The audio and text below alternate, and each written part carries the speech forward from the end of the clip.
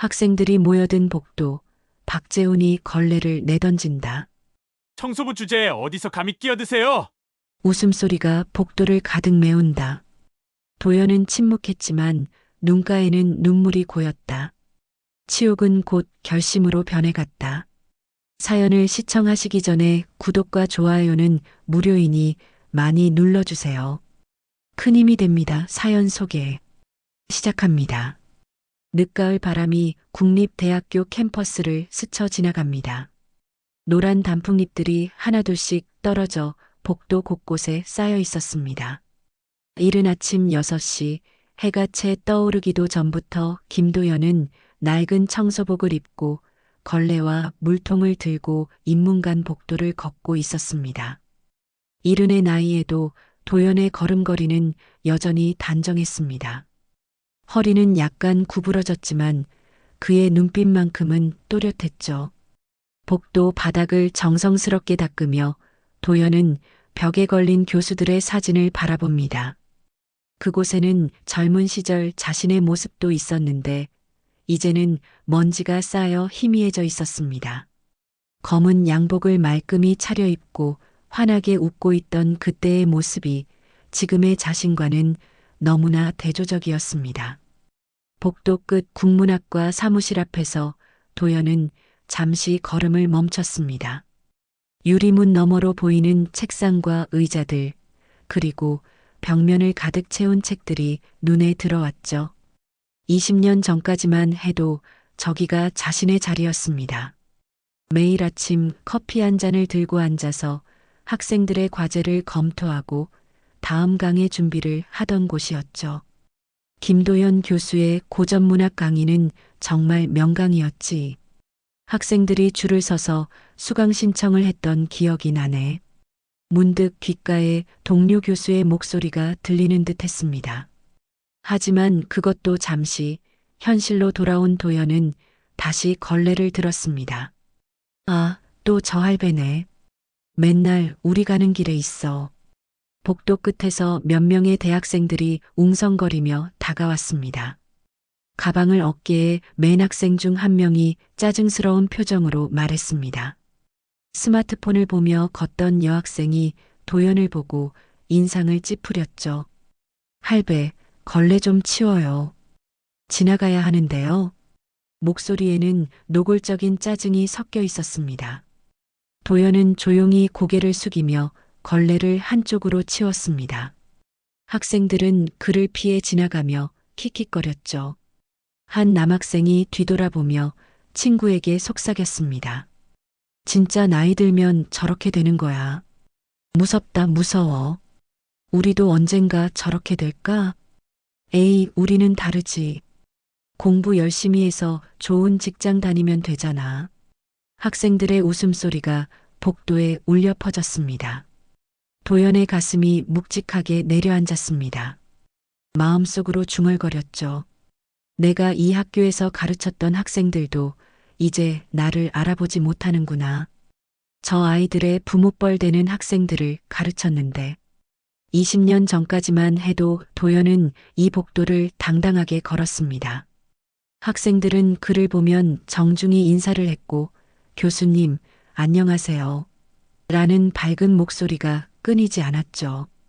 동료 교수들과 어깨를 나란히 하며 학문적 토론을 나누고 학회 발표를 준비하느라 밤을 새우기도 했습니다. 국문학과의 김도연 교수.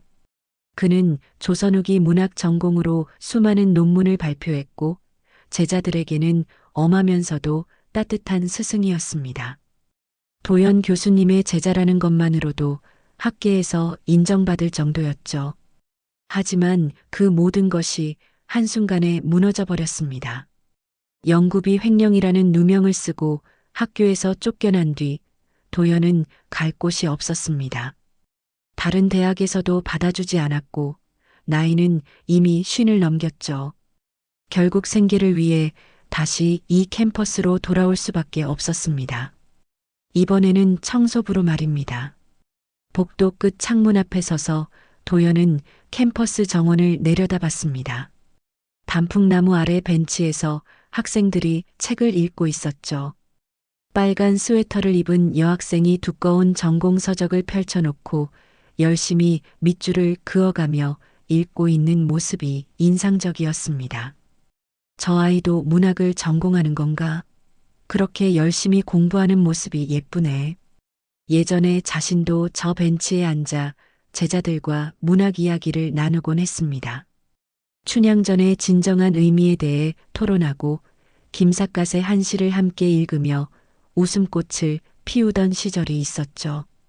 이제는 그저 바라만 볼 뿐입니다. 걸레를 다시 들고 복도를 닦기 시작했습니다. 물기가 마르기 전 바닥에 비친 자신의 모습을 보니 초라해 보였지만 도연은 여전히 가슴속 깊은 곳에 뭔가를 품고 있었습니다. 그것은 바로 학문에 대한 열정과 제자들을 향한 변함없는 애정이었습니다. 청소도구 보관함에서 꺼낸 낡은 가죽 가방 안에는 아직도 몇 권의 책과 논문 초고가 들어 있었습니다. 조선 후기 가사문학 연구, 한국 고전소설의 현대적 재해석 같은 자신의 저서들과 손으로 직접 쓴 연구 노트들이죠. 밤이면 월세 20만 원짜리 작은 원룸에서 혼자 그 자료들을 정리하며 시간을 보내고 있었습니다.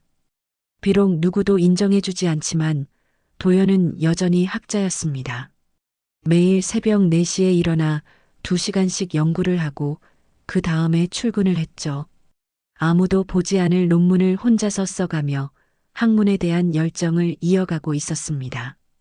점심시간이 되자 학생들이 우르르 몰려 나왔습니다. 복도는 순식간에 북적거렸고 도연은 구석으로 몸을 피했습니다. 젊은 학생들의 웃음소리와 활기찬 목소리가 귓가를 스쳐 지나갔죠. 야, 오늘 과제했어? 박 교수님 수업 진짜 빡세더라. 맞아, 그 교수 완전 까칠해. 조금만 늦어도 혼내잖아. 학생들의 대화를 들으며 도연은 조용히 미소를 지었습니다. 자신도 예전에는 학생들에게 엄격했었죠. 하지만 그것은 모두 사랑에서 비롯된 것이었습니다. 저 아이들도 언젠가는 사회에 나가서 각자의 길을 걸을 텐데 지금 열심히 공부해야 나중에 후회하지 않을 거야. 비록 지금은 청소부의 모습이지만 마음만큼은 여전히 그들을 가르치고 싶어하는 스승이었습니다. 그런 자신이 안쓰러우면서도 동시에 자랑스러웠죠. 오후 5시 해가 서쪽으로 기울어갈 무렵 도연은 마지막 복도 청소를 마쳤습니다. 청소 도구들을 정리하며 내일도 또 이 자리에서 같은 일을 반복할 것임을 생각했습니다. 하지만 절망하지는 않았습니다. 언젠가는 진실이 밝혀질 것이라는 희망을 여전히 간직하고 있었으니까요. 캠퍼스를 나서며 도연은 뒤돌아봤습니다. 저녁 노을에 물든 대학 건물이 아름다웠습니다. 그곳에는 자신의 젊은 날과 꿈이 고스란히 남아 있었죠. 그리고 언젠가 다시 그 꿈을 펼칠 날이 올 것이라고 믿고 있었습니다. 다음 날 아침, 도연은 평소보다 일찍 대학에 도착했습니다. 오늘은 교수회의가 있는 날이라 인문관 전체를 깨끗이 청소해야 했거든요. 복도를 닦으며 도연은 회의실에서 들려오는 교수들의 목소리를 들을 수 있었습니다. 이번 학기 연구성과 발표는 어떻게 진행할까요? 박재훈 교수님이 준비하신 논문이 있다고 들었는데요. 박재훈. 그 이름을 들은 순간 도연의 손이 잠시 멈췄습니다. 42살의 박재훈은 현재 국문학과에서 가장 주목받는 교수였죠. 잘생긴 외모에 유창한 말솜씨, 그리고 뛰어난 연구 실력으로 학생들과 동료들 사이에서 인기가 높았습니다. 하지만 도연에게 박재훈은 특별한 의미가 있었습니다. 20년 전 재훈은 도연의 제자였거든요. 그것도 가장 총애했던 제자 중 한 명이었죠. 석사과정 때부터 박사과정까지 도연은 재훈을 친아들처럼 아꼈습니다. 재훈아, 너는 정말 훌륭한 학자가 될 거야. 스승인 내가 보장한다. 그때 도연이 했던 말이 문득 떠올랐습니다. 재훈은 그 말을 들으며 환하게 웃었었죠. 하지만 지금 생각해보면 그 웃음 뒤에 무언가 다른 것이 숨어 있었던 것 같습니다. 회의실 문이 열리며 교수들이 나오기 시작했습니다. 도연은 재빨리 복도 구석으로 몸을 피했죠. 그런데 재훈이 몇 명의 젊은 연구원들과 함께 걸어 나오는 것이 보였습니다. 박 교수님, 이번 논문 정말 대단하더라고요. 국제학회에서도 주목받을 것 같아요. 29살 정도로 보이는 여성 연구원이 재훈에게 말했습니다. 재훈은 자신만만한 표정으로 고개를 끄덕였죠. 그럼요. 이 논문은 제가 오랜 시간 공들여 준비한 역작이거든요. 한국 고전문학 연구의 새로운 지평을 열 거예요. 그 순간 도연의 눈이 재훈이 들고 있는 논문 제목을 포착했습니다. 조선후기 가사문학의 현대적 재해석과 그 의미. 도연의 심장이 쿵 내려앉았습니다. 그 제목은 너무나 익숙했거든요. 설마, 그럴 리가 없어. 도연은 고개를 저었습니다. 하지만 불안한 마음을 지울 수가 없었죠. 재훈 일행이 복도를 지나가려 할 때 도연은 바닥을 닦느라 복도 한가운데에 무릎을 꿇고 있었습니다. 어머, 저기 또 그 할아버지네. 한 연구원이 도연을 보며 작은 소리로 말했습니다. 재훈의 시선이 도연에게 향했죠. 그 순간 재훈의 눈에 무언가 번뜩이는 것을 도연은 놓치지 않았습니다. 마치 자신을 알아본 듯한 표정이었거든요. 하지만 재훈은 곧 무표정한 얼굴로 돌아서며 큰 소리로 말했습니다. 어르신, 걸레질이나 잘하세요. 이건 교수님들이 다룰 문제니까요. 목소리에는 명백한 조롱이 섞여 있었습니다. 주변의 연구원들과 지나가던 학생들이 킥킥거리며 웃었죠. 한 대학원생이 친구에게 속삭였습니다. 박 교수님 진짜 위트 있으시네. 저런 할아버지한테도 유머를 잃지 않으시다니. 맞아. 역시 인기 교수님이야. 말씀도 재밌게 하시고. 학생들의 웃음소리가 복도에 울려 퍼졌습니다. 도연은 조용히 걸레를 들고 뒤로 물러났습니다. 하지만 손끝은 떨리고 눈동자는 깊은 슬픔에 젖어 있었죠. 재훈이 멀어져가는 모습을 바라보며 도연은 마음속으로 중얼거렸습니다. 재훈아, 정말 나를 알아보지 못하는 거니? 아니면 모른 척하는 거니? 그때였습니다. 바닥에 떨어진 종이 한 장이 도연의 눈에 들어왔죠. 재훈이 떨어뜨린 것 같았습니다. 도연은 그 종이를 주워들었는데 그것은 논문의 일부분이었습니다. 논문을 읽어 내려가던 도연의 얼굴이 점점 굳어졌습니다. 문장 하나하나가 너무나 익숙했거든요. 아니, 익숙한 정도가 아니라 완전히 똑같았습니다. 이건 내가 20년 전에 쓴 연구 초안 아닌가? 도연의 목소리는 떨렸습니다. 그 논문의 핵심 아이디어와 논리 전개, 심지어 문체까지 자신이 쓴 것과 동일했죠.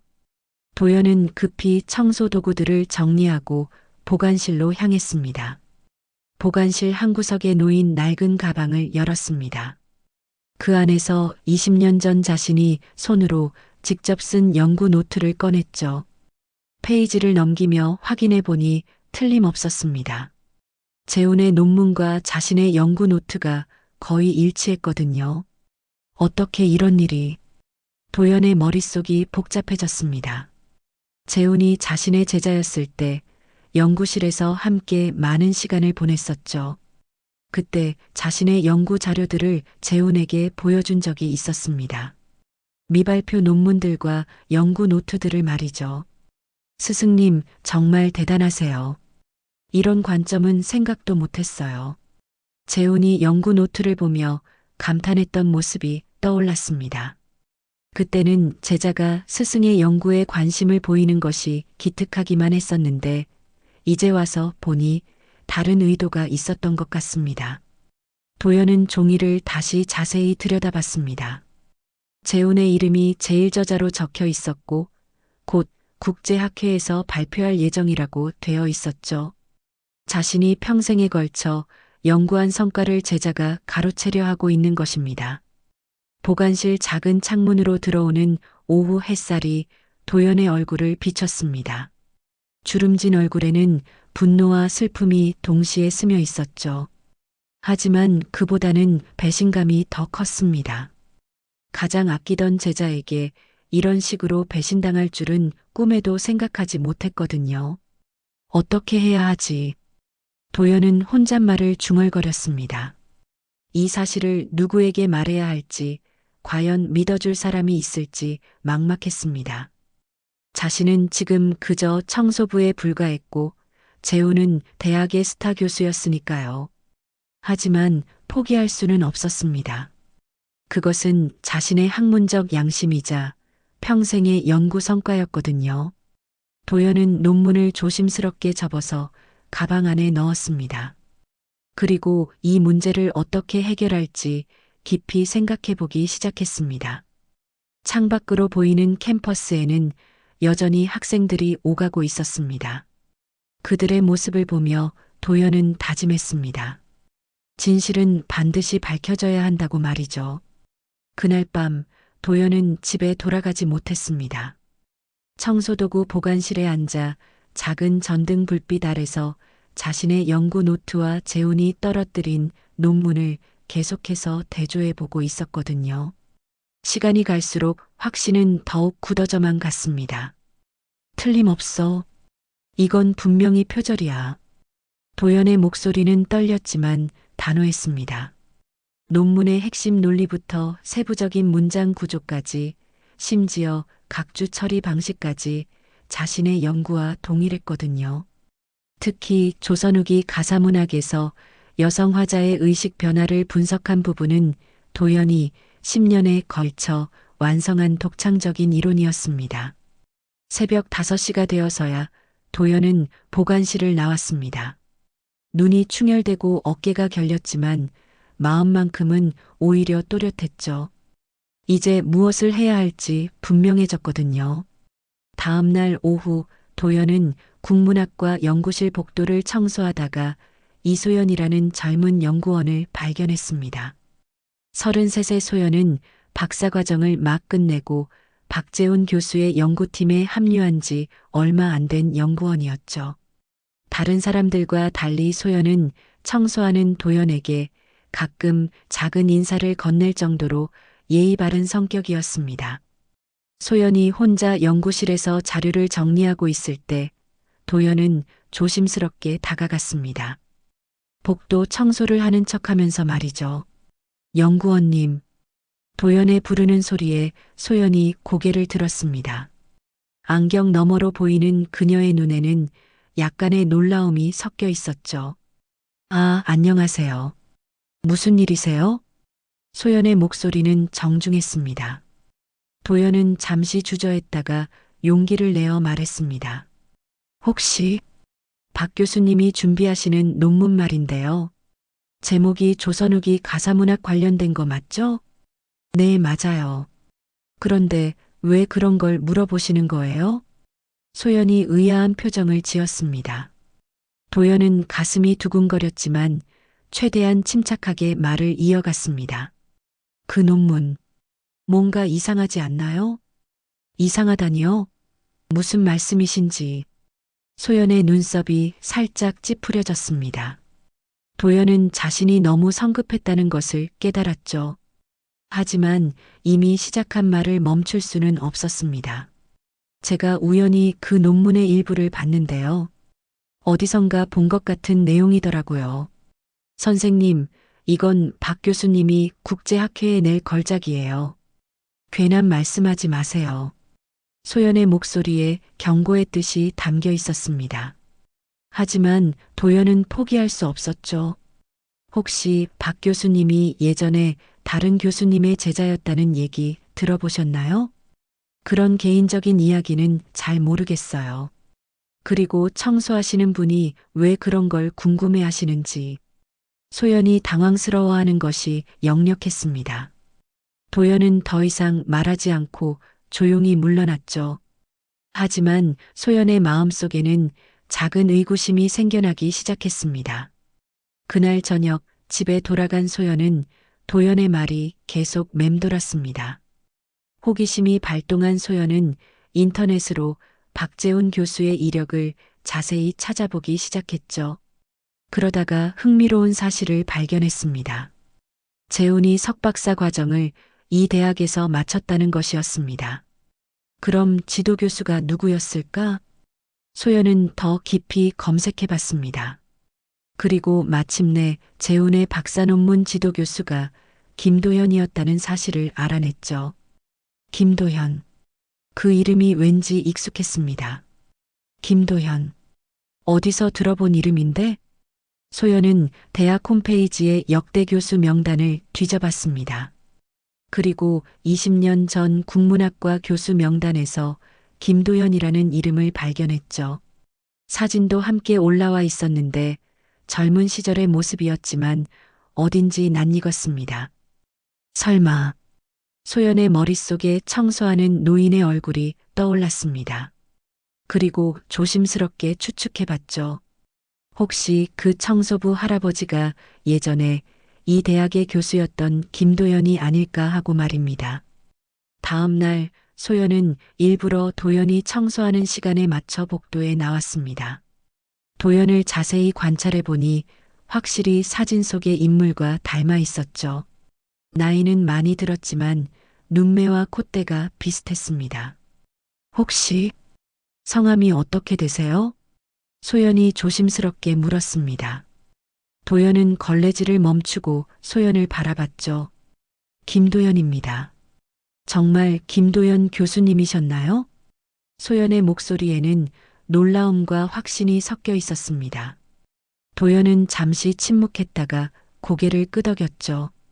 예전 일입니다. 지금은 그냥 청소부예요. 어떻게 이런 일이, 무슨 일이 있으셨던 건가요? 소연의 질문에 도연은 쓸쓸하게 미소를 지었습니다. 긴 이야기죠. 하지만 중요한 건 지금이 아니라 앞으로입니다. 그때 도연은 자신의 낡은 가방에서 연구 노트를 꺼냈습니다. 그리고 재훈의 논문 사본과 함께 소연에게 보여줬죠. 이걸 한번 보세요. 소연이 두 자료를 번갈아 읽어보는 동안 도연은 조용히 기다렸습니다. 시간이 흐를수록 소연의 표정이 굳어져 갔죠. 이건 정말 같은 내용이네요. 아니, 거의 똑같아요. 맞습니다.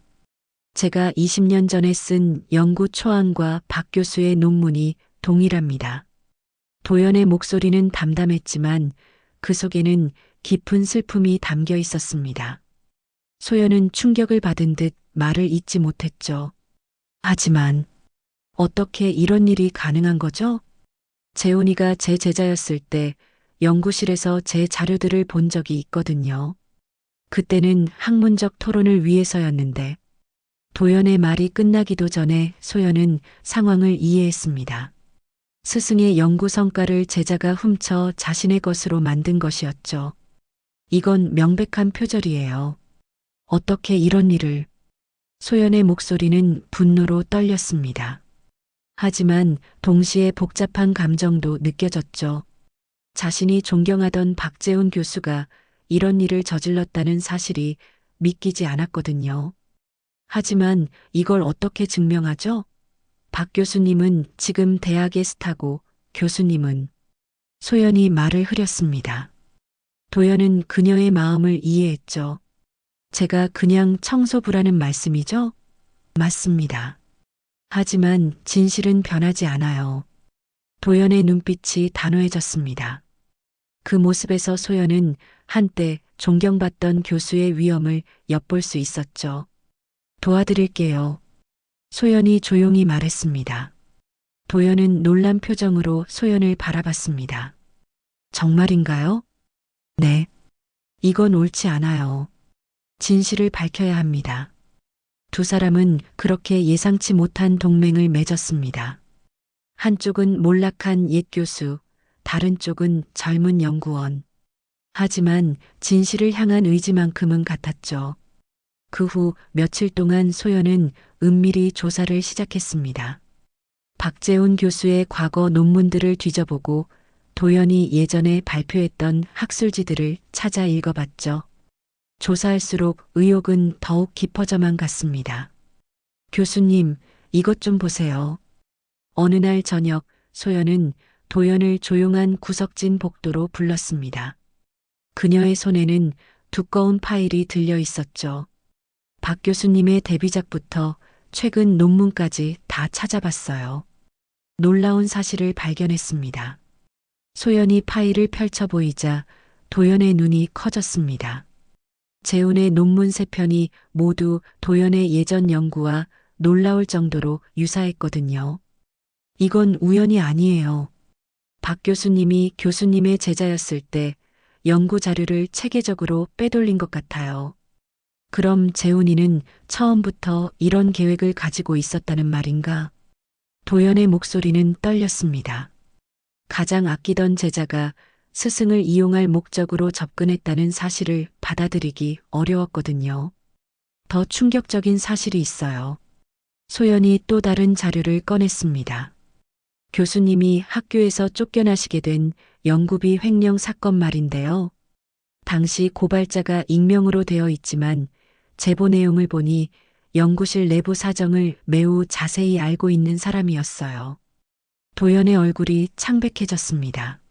설마 하는 생각이 머릿속을 스쳤거든요. 혹시 재훈이가? 확실하지는 않지만 가능성이 높아요. 교수님을 제거하고 연구 자료까지 가져갈 수 있는 완벽한 방법이었으니까요. 그 순간 복도 끝에서 박재훈의 목소리가 들려왔습니다. 몇 명의 학생들과 함께 이야기하며 걸어오고 있었죠. 소연 연구원, 또 야근하고 있었네요. 재훈이 다가오며 환하게 웃었습니다. 하지만 도연 옆에 서 있는 소연을 보자 눈빛이 날카로워졌죠. 이 할아버지와 무슨 일이 있나요? 아, 그냥 청소 관련해서 잠깐.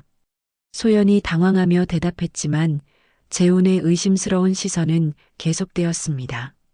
도연은 조용히 걸레를 들고 물러나려 했죠. 잠깐요, 할아버지. 재훈이 도연을 불렀습니다. 도연이 돌아보자 재훈은 차가운 미소를 지었죠. 요즘 청소 외에 다른 일에도 관심이 많으신 것 같은데요. 재훈의 목소리에는 위협적인 뉘앙스가 섞여 있었습니다. 주변 학생들이 상황을 지켜보고 있었죠. 저는 그냥 청소만 하고 있습니다. 도연이 조용히 대답했지만 재훈은 만족하지 않는 표정이었습니다. 그런데 왜 우리 연구원과 자꾸 이야기를 나누시는 건가요? 혹시 쓸데없는 소문이라도 퍼뜨리려는 건 아니겠죠? 교수님, 그런 게 아니에요. 소연이 끼어들려 했지만 재훈이 손짓으로 막았습니다. 소연 연구원은 조용히 하세요. 지금 이분과 이야기하고 있는 중이니까요. 재훈이 도연에게 한 걸음 더 다가섰습니다. 키 차이 때문에 도연을 내려다보는 형태가 되었죠. 청소부 주제에 어디서 감히 교수들 일에 끼어들려고 하는 거죠? 재훈의 목소리가 점점 커졌습니다. 주변 학생들이 하나둘씩 모여들기 시작했죠. 저는 아무것도 아니라고요? 그럼 왜 우리 연구실 자료에 관심을 보이는 거죠? 재훈이 도연의 말을 끊었습니다. 그리고는 갑자기 도연이 들고 있던 걸레를 빼앗아 바닥에 내던졌죠. 이걸 줍고 당장 사라지세요. 이 학교에 발도 못 붙이게 만들어주겠어요. 학생들이 보는 앞에서 재훈은 도연을 공개적으로 모욕했습니다. 몇몇 학생들이 킥킥거리며 웃었고 어떤 학생은 휴대폰으로 영상을 찍기 시작했죠. 박 교수님, 너무하시는 거 아니에요? 소연이 참지 못하고 나섰습니다. 하지만 재훈은 소연에게도 차가운 시선을 보냈죠. 소연 연구원도 조심하는 게 좋을 거예요. 누구와 어울리느냐에 따라 연구원 생활이 달라질 수 있거든요. 명백한 협박이었습니다. 소연의 얼굴이 창백해졌죠. 도연은 조용히 바닥에 떨어진 걸레를 주웠습니다. 그의 눈에는 눈물이 맺혀 있었지만 아무 말도 하지 않았죠. 그 모습을 본 학생들 중 몇 명은 미안한 표정을 지었지만 대부분은 여전히 웃고 있었습니다. 할아버지, 괜찮으세요? 한 여학생이 조심스럽게 다가와 물었습니다. 하지만 재훈이 그 학생을 노려보자 얼른 뒤로 물러났죠. 자, 구경할 것도 없으니까 다들 흩어지세요. 재훈이 학생들을 흩어보낸 후 도연에게 마지막으로 말했습니다. 다시 한번 경고합니다. 앞으로 쓸데없는 행동하지 마세요. 결과가 어떻게 될지 모르니까요. 그리고는 소연을 노려본 후 유유히 사라졌습니다. 복도에는 도연과 소연만 남았죠. 교수님, 정말 죄송해요. 제가 더 조심했어야 했는데. 소연이 눈물을 글썽이며 사과했습니다. 도연은 고개를 저었죠. 괜찮습니다. 이미 각오했던 일이에요. 하지만 도연의 마음속에는 분노가 치솟고 있었습니다. 재훈의 태도에서 확신을 얻었거든요. 자신의 추측이 맞다는 것을 말이죠. 이제 확실해졌습니다. 재훈이가 모든 것을 계획한 거예요. 어떻게 하시겠어요? 이런 식으로 위협까지 받으시는데. 소연이 걱정스럽게 물었습니다. 도연은 잠시 생각에 잠겼다가 단호하게 말했죠. 포기할 수 없어요. 이건 제 평생의 연구 성과이자 학자로서의 마지막 자존심이거든요. 그날 밤 도연은 오랜만에 예전 제자들의 연락처를 뒤져봤습니다. 20년이라는 세월이 흘렀지만 아직도 연락이 닿을 만한 제자들이 몇 명 있었죠. 반면 재훈은 자신의 연구실에서 불안해하고 있었습니다. 도연과 소연의 만남이 계속 신경 쓰였거든요. 혹시 자신의 과거가 드러날까봐 걱정되었습니다. 절대 그런 일은 없어. 누가 청소부 할아버지 말을 믿겠어. 재훈은 스스로를 달래려 했지만 불안감은 쉽게 가시지 않았습니다. 그는 더 강력한 수단을 써야 할 때가 왔다고 생각했죠. 한편 소연은 집에 돌아가서도 오늘 있었던 일을 잊을 수 없었습니다. 존경하던 교수의 진짜 모습을 본 충격이 컸거든요. 하지만 동시에 도연을 더욱 도와야겠다는 결심도 굳어졌습니다. 다음 날부터 캠퍼스에는 묘한 긴장감이 흘렀습니다. 도연과 재훈, 그리고 소연 사이에 보이지 않는 전쟁이 시작된 것이었죠. 도연은 밤늦도록 예전 제자들에게 연락을 취했습니다. 20년이라는 세월 동안 많은 것이 변했지만 다행히 몇 명의 제자들이 기억하고 있었죠. 특히 현재 지방대학 교수로 재직 중인 이민수는 도연의 연락을 받고 크게 기뻐했습니다. 교수님, 정말 오랜만이에요. 그동안 어떻게 지내셨어요? 민수야, 사실 내게 부탁이 있어서 연락했다. 도연은 조심스럽게 상황을 설명했습니다. 민수는 충격을 받은 듯 한참 동안 말이 없었죠. 박재훈이 그런 일을? 믿을 수가 없네요. 교수님을 그렇게 존경했던 제자였는데. 나도 믿고 싶지 않지만 증거가 너무 명확해. 민수는 즉시 도움을 약속했습니다. 그리고 다른 제자들에게도 연락을 돌려 상황을 알렸죠. 몇몇 제자들이 도연의 편에 서겠다고 나섰습니다. 하지만 재훈도 가만히 있지 않았습니다. 그는 이미 모든 것을 계획하고 있었거든요. 다음 날 아침 재훈은 학과장을 찾아갔습니다. 학과장님, 심각한 문제가 있어서 왔습니다. 무슨 일인가요, 재훈 교수? 저희 학과 청소부가 이상한 행동을 하고 있어요. 우리 연구 자료를 몰래 보고 연구원들에게 이상한 이야기를 퍼뜨리고 있습니다. 재훈은 교묘하게 상황을 왜곡해서 전달했습니다. 도연이 자신의 연구를 표절했다고 주장하고 있다고 말했죠.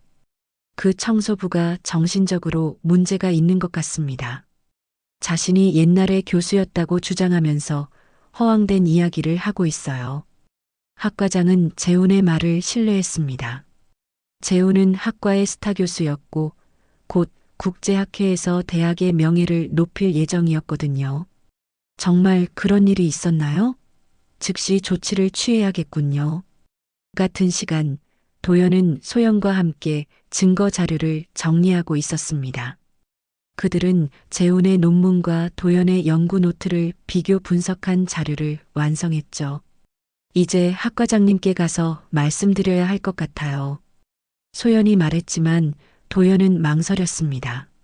과연 자신의 말을 믿어줄지 확신이 서지 않았거든요. 일단 더 확실한 증거를 모아보자.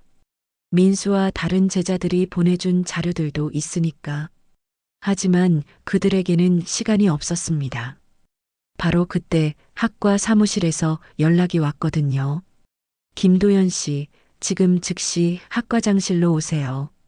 도연과 소연이 학과장실에 도착했을 때 거기에는 재훈과 몇 명의 교수들이 이미 앉아 있었습니다. 분위기가 심상치 않았죠. 김도연 씨, 앉으세요. 학과장의 목소리는 차가웠습니다. 도연은 무슨 일인지 감을 잡을 수 있었죠. 박재훈 교수로부터 심각한 신고를 받았습니다. 당신이 우리 학과의 연구 자료를 무단으로 열람하고 근거 없는 표절 의혹을 제기하고 있다고 하는데요. 학과장님, 그건 도연이 해명하려 했지만 학과장이 손을 들어 제지했습니다. 더 심각한 건 당신이 자신을 이 대학의 전직 교수라고 주장하면서 허위 사실을 유포하고 있다는 겁니다. 그건 허위 사실이 아닙니다. 저는 정말로 이 대학에서 증거가 있나요? 당신 이름으로 된 교수 재직 기록이라도? 학과장의 질문에 도연은 말문이 막혔습니다. 20년 전 자신이 학교에서 쫓겨날 때 모든 기록이 삭제되었거든요. 그것 보세요. 정신적으로 문제가 있는 것 같습니다. 재훈이 동정하는 척하며 말했습니다. 다른 교수들도 고개를 끄덕였죠. 그리고 이건 더욱 심각한 문제인데요. 재훈이 서류 봉투를 꺼냈습니다. 그 안에는 도연이 연구실에서 자료를 훔쳐나오는 모습을 찍은 사진들이 들어 있었죠. 이 사진들을 보세요. 청소를 핑계로 연구실에 들어가서 자료를 몰래 복사하고 있습니다. 사진들은 교묘하게 편집되어 있었습니다. 도연이 청소하는 모습은 제거되고 서류를 보고 있는 장면만 부각시켜 놓았죠. 이건 조작된 겁니다. 소연이 분노하며 외쳤지만 아무도 그녀의 말을 믿지 않았습니다. 소연 연구원, 당신도 이 일에 연루되어 있는 것 같군요. 이 사람에게 연구 자료를 넘겨준 거 아닙니까? 학과장의 추궁에 소연은 할 말을 잃었습니다. 상황은 완전히 재훈에게 유리하게 돌아가고 있었죠. 학과장님, 저는 정말로 이 대학의 전직 교수였습니다. 그리고 박재훈 교수는 제 제자였어요. 도연이 필사적으로 해명했지만 상황은 바뀌지 않았습니다. 정말 안타깝군요. 나이가 들어서 이런 망상에 빠지시다니. 재훈이 안타까워하는 척했지만 그의 눈에는 승리의 빛이 서려 있었습니다. 결국 도연은 허위사실 유포와 업무방해 혐의로 고발당했습니다. 더군다나 청소부 자리마저 잃게 되었죠. 내일부터 출근하지 마세요. 그리고 이 일이 더 커지기 전에 조용히 사과하는 게 좋을 겁니다. 학과장의 최종 통보였습니다. 도연은 힘없이 자리에서 일어났죠. 그날 오후 비가 내리기 시작했습니다. 도연은 자신의 짐을 정리하며 캠퍼스를 떠날 준비를 했죠. 20년 동안 매일 닦았던 복도, 매일 청소했던 교실들과 이제 영영 이별해야 했습니다.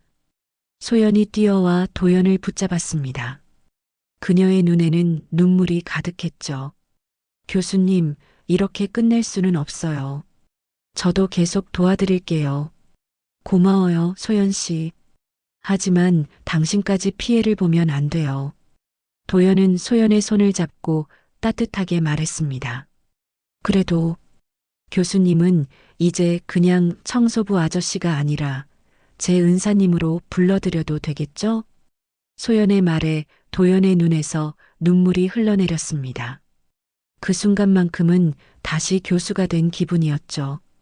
비를 맞으며 캠퍼스를 걸어나가는 도연의 뒷모습은 쓸쓸했지만 어딘지 당당해 보였습니다. 포기하지 않겠다는 의지가 느껴졌거든요. 재우는 연구실 창문 너머로 그 모습을 지켜보며 만족스러운 미소를 지었습니다. 마침내 모든 위험 요소를 제거했다고 생각했죠. 하지만 이것은 끝이 아니라 새로운 시작이었습니다. 진정한 싸움은 이제부터였거든요.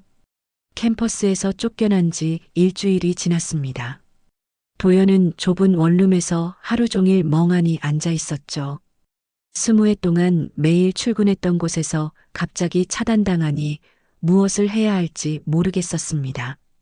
냉장고는 거의 비어 있었고 밀린 월세 고지서가 책상 위에 쌓여 있었죠. 이제 정말 끝인가? 도연이 중얼거릴 때 문 밖에서 노크 소리가 들렸습니다. 소연이었죠. 그녀는 며칠째 도연을 찾아와 안부를 묻고 있었습니다. 교수님 괜찮으세요? 식사는 하셨어요? 소연의 손에는 따뜻한 도시락이 들려 있었습니다. 도연은 고마우면서도 미안했죠. 소연 씨, 당신까지 이런 일에 휘말리면 안 되는데. 교수님, 저는 괜찮아요.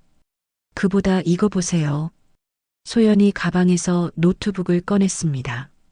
화면에는 이민수 교수와의 화상 통화 창이 열려 있었죠. 교수님, 정말 오랜만입니다. 이민수의 반가운 목소리가 들렸습니다. 도연의 얼굴에 드디어 미소가 떠올랐죠. 민수야, 이렇게라도 얼굴을 볼 수 있어서 다행이다. 교수님, 다른 선배들에게도 연락했어요. 모두들 교수님을 기억하고 있고 도우려고 합니다. 화면이 바뀌면서 또 다른 제자들이 등장했습니다. 현재 출판사를 운영하는 김정희, 신문사 기자로 일하는 박성민, 그리고 변호사가 된 최영우까지 모두 도연의 제자들이었죠. 교수님, 정말 박재훈이 그런 짓을 했나요? 정희가 분노에 찬 목소리로 물었습니다. 믿을 수가 없어요. 그 친구가 교수님을 그렇게 존경했었는데 성민도 충격을 감추지 못했습니다. 도연은 천천히 상황을 설명했습니다. 자신이 어떻게 학교에서 쫓겨났는지, 그리고 재훈이 어떻게 자신의 연구를 도용했는지 말이죠. 제자들은 모두 분노했습니다. 교수님, 저희가 증인이 되겠습니다. 영우가 단호하게 말했습니다. 교수님의 연구 노트와 강의 자료들을 아직도 보관하고 있어요. 그때 교수님께서 직접 써주신 논문지도 내용들도 있고요. 정말인가? 도연의 눈이 반짝였습니다. 네, 저희 모두 교수님의 자료들을 소중히 간직하고 있었어요. 특히 그 조선 후기 가사문학 연구는 교수님의 독창적인 이론이었잖아요. 정희가 자신의 자료를 화면에 보여주었습니다. 그것은 20년 전 도연이 직접 손으로 쓴 연구 지도서였죠. 이거 봐요. 교수님의 필체와 아이디어가 그대로 남아 있어요. 소연이 흥분하며 말했습니다.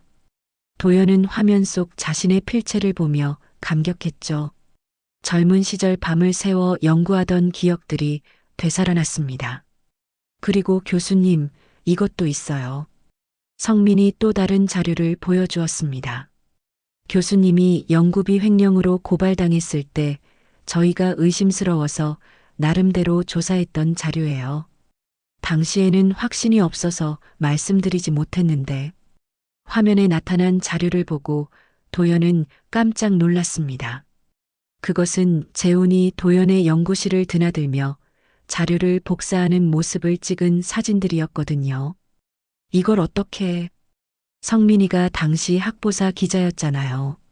뭔가 이상해서 몰래 조사했던 거예요. 정희가 설명했습니다. 하지만 당시에는 박재훈이 교수님을 고발할 거라고는 생각하지 못했어요. 단순히 연구 협력인 줄 알았거든요. 도연의 마음이 복잡해졌습니다.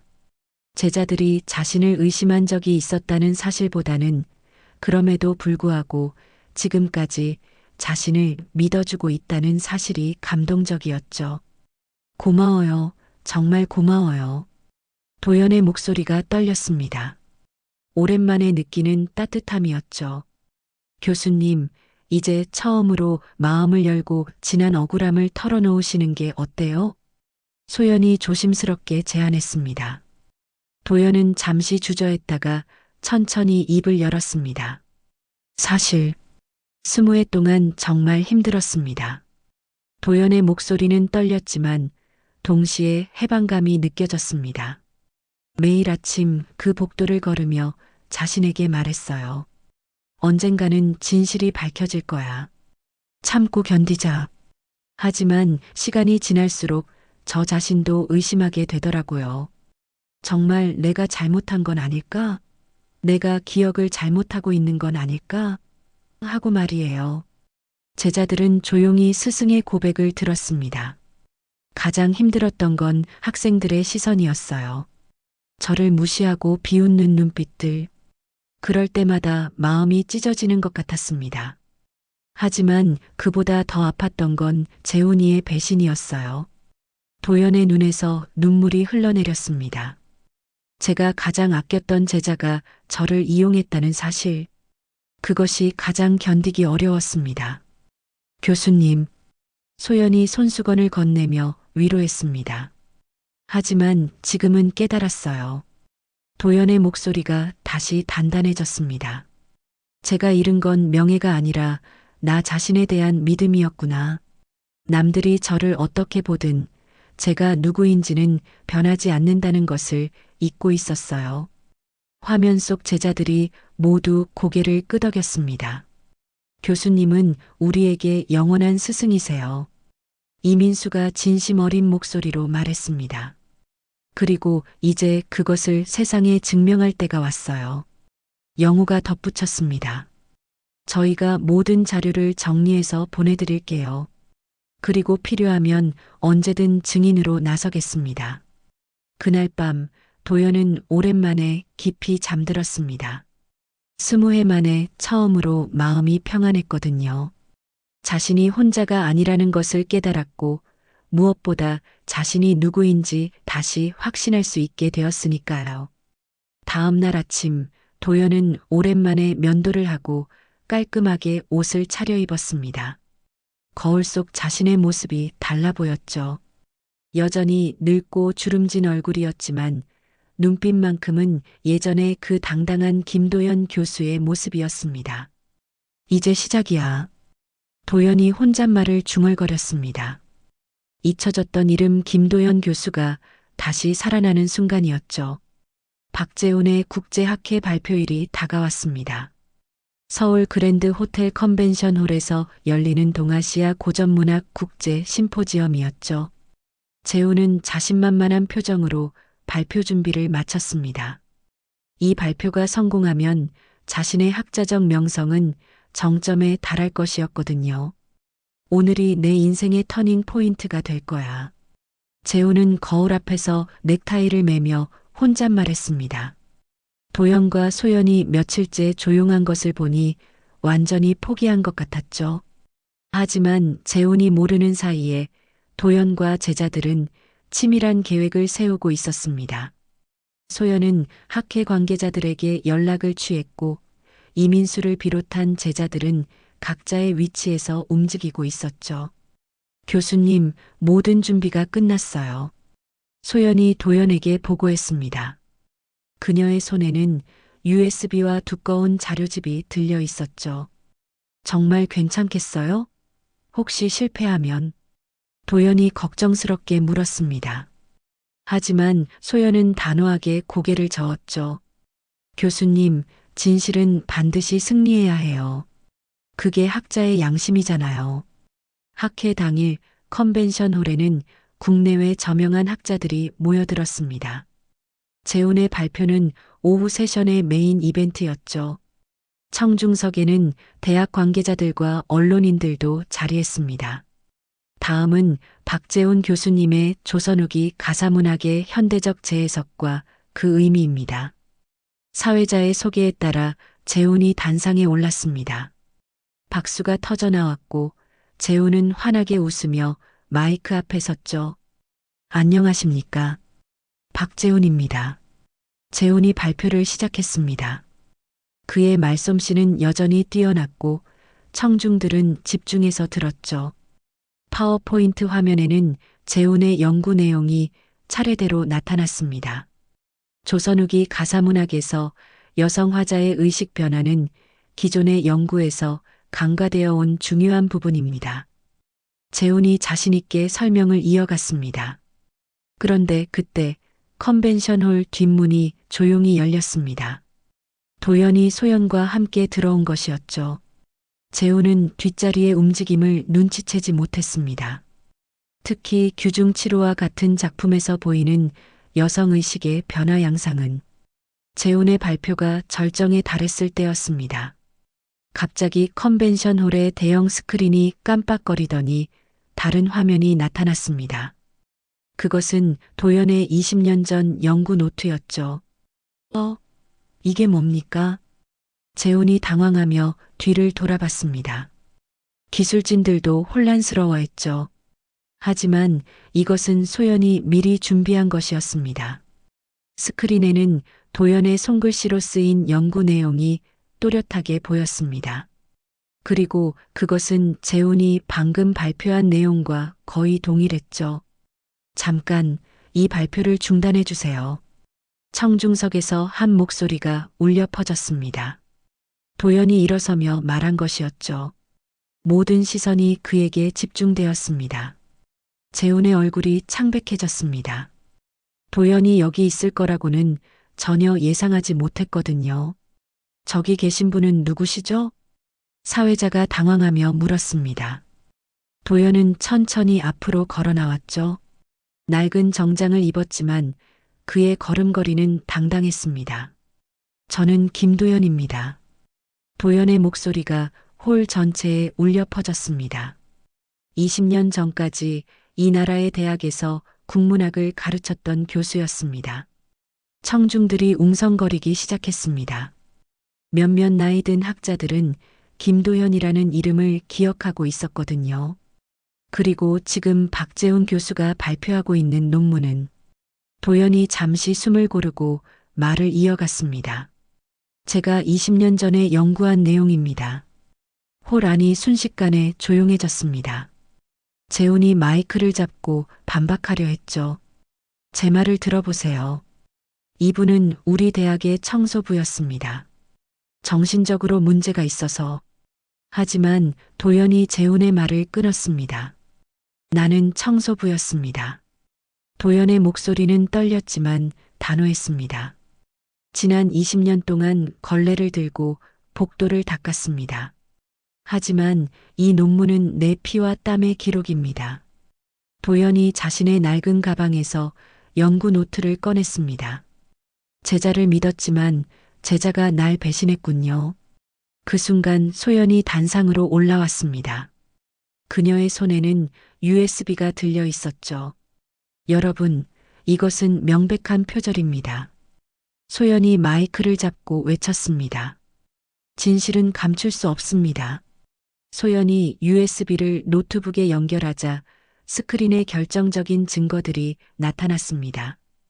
도연의 필체로 쓰인 연구 노트, 재훈이 몰래 자료를 복사하는 사진들, 그리고 제자들의 증언 영상이 차례로 재생되었죠.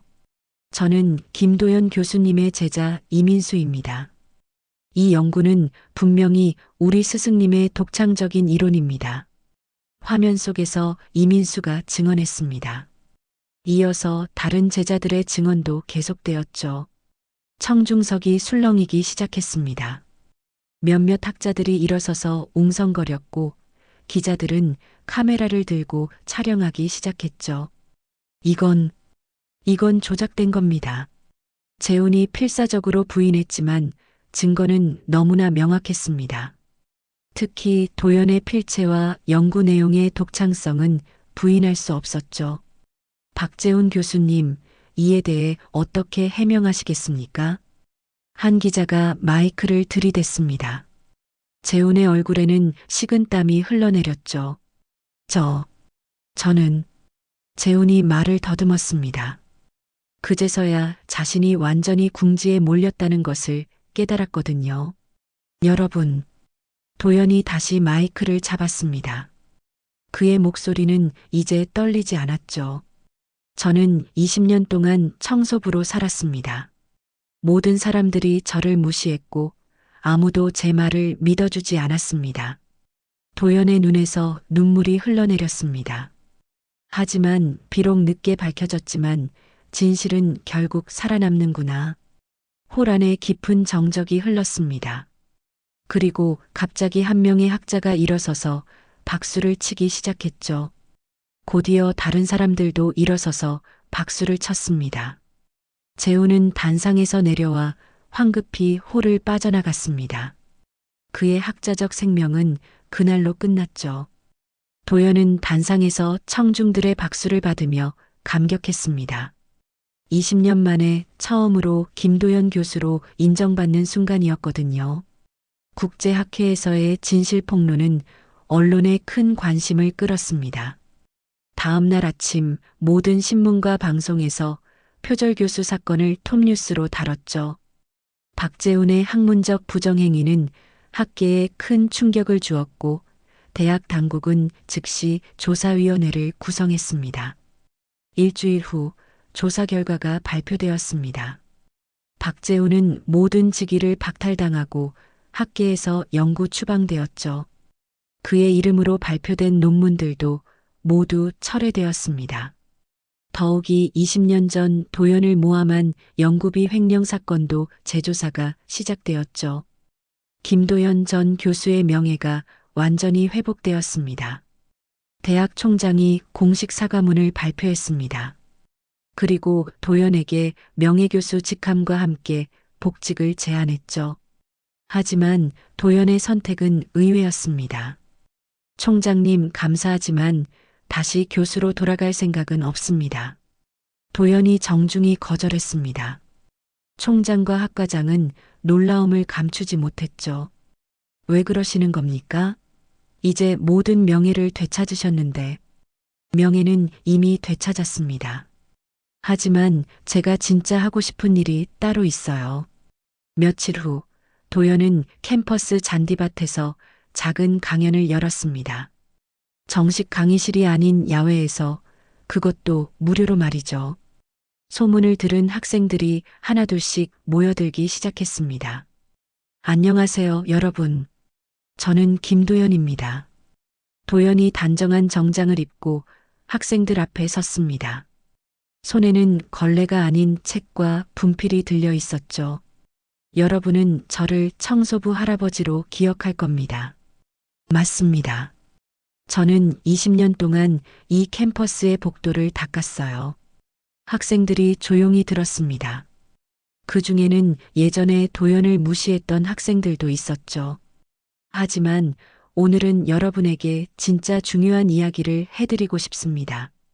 바로 우리 선조들의 문학에 담긴 지혜에 대해서 말이에요. 도연이 춘향전 이야기를 시작하자 학생들의 눈이 반짝이기 시작했습니다. 교실에서 듣던 딱딱한 강의가 아니라 마치 할아버지가 들려주는 옛날 이야기 같았거든요. 춘향이가 이몽룡을 기다리며 옥중에서 부른 노래를 아시나요? 그 속에는 단순한 사랑 이야기가 아닌 불의에 굴복하지 않는 의지가 담겨 있어요. 1시간 동안 이어진 강연에 학생들은 완전히 빠져들었습니다. 강연이 끝나자 박수가 터져 나왔죠. 교수님, 다음에 또 강연해 주세요. 네, 매주 같은 시간에 여기서 만나요. 그렇게 도연의 잔디밭 강의가 시작되었습니다. 처음에는 10명 남짓했던 청중이 점점 늘어나 나중에는 100명이 넘는 학생들이 모여들었죠. 저 할아버지 강의 정말 재밌어. 국문학이 이렇게 흥미로운 줄 몰랐어. 맞아. 교실에서 듣는 것보다 훨씬 생생해. 학생들 사이에서 도연의 강의는 입소문이 났습니다. 심지어 다른 대학 학생들도 찾아올 정도였죠. 어느 날 도연이 강의를 마치고 정리를 하고 있을 때 한 학생이 다가왔습니다. 예전에 도연에게 할배, 걸레 좀 치워요라고 했던 그 학생이었죠. 교수님, 죄송합니다. 학생이 고개를 숙이며 사과했습니다. 예전에 정말 무례했어요. 교수님이 누구신지도 모르고. 도연이 따뜻하게 미소 지으며 학생의 어깨에 손을 올렸습니다. 괜찮아요. 그때의 당신은 저를 청소부로만 봤겠죠. 하지만 지금은 어떤가요? 지금은 정말 훌륭한 선생님으로 보여요. 그거면 충분합니다. 사람은 겉모습이 아니라 내면으로 판단해야 한다는 걸 배웠다면 말이에요. 한편 소연은 도연의 연구를 정리하여 책으로 출간하는 작업을 하고 있었습니다. 출판사를 운영하는 김정희의 도움으로 다시 읽는 조선 후기 가사문학이라는 제목의 책이 나올 예정이었죠. 교수님, 이 책이 나오면 학계에서 큰 반향을 일으킬 거예요. 소연이 원고를 정리하며 말했습니다. 그보다는 학생들이 우리 문학을 더 사랑하게 되었으면 좋겠어요. 도연의 소망은 소박했습니다. 명예나 권력이 아닌 순수한 학문에 대한 열정이었죠. 몇 달 후 도연은 캠퍼스를 걸으며 변화된 풍경을 바라봤습니다. 학생들이 그를 보면 정중히 인사를 했고 김도연 교수님이라고 불렀죠. 더 이상 청소부 할아버지가 아니었습니다. 교수님, 오늘도 강의 들으러 왔어요. 멀리서 학생들이 손을 흔들며 달려왔습니다. 도연은 환하게 웃으며 손을 흔들어 답했죠. 그날 저녁 도연은 작은 원룸에서 차를 마시며 창밖을 바라봤습니다. 캠퍼스에는 여전히 불빛이 켜져 있었고 학생들이 오가고 있었죠. 책상 위에는 제자들이 보내온 편지들이 쌓여 있었습니다. 이민수를 비롯한 제자들은 여전히 도연을 스승으로 모시며 연락을 주고받고 있었죠. 비록 늦게 밝혀졌지만 진실은 결국 살아남는구나. 도연이 혼잣말을 중얼거렸습니다. 그의 눈가에는 눈물이 맺혀 있었지만 그것은 슬픔의 눈물이 아니라 감격의 눈물이었죠. 창밖으로 보이는 캠퍼스에는 여전히 젊은 학생들이 꿈을 키우며 공부하고 있었습니다. 그리고 그들 중 누군가는 내일 도연의 잔디밭 강의를 들으러 올 것이었죠. 도연은 내일 강의할 내용을 준비하며 밤을 보냈습니다. 이제 그는 더 이상 쓸쓸한 청소부가 아니었습니다. 학생들이 사랑하는 진정한 스승이 되었으니까요. 그렇게 김도연의 이야기는 새로운 시작을 맞았습니다. 비록 험난한 길이었지만 끝내 진실과 정의가 승리한 감동적인 이야기였죠. 그리고 이 이야기는 오늘도 캠퍼스 어딘가에서 계속되고 있습니다. 지금까지 이것이 인생 이야기 시청해 주셔서 감사합니다. 구독과 좋아요는 무료이니 많이 눌러주시면 큰 힘이 됩니다. 항상 건강하시고요. 행복하세요.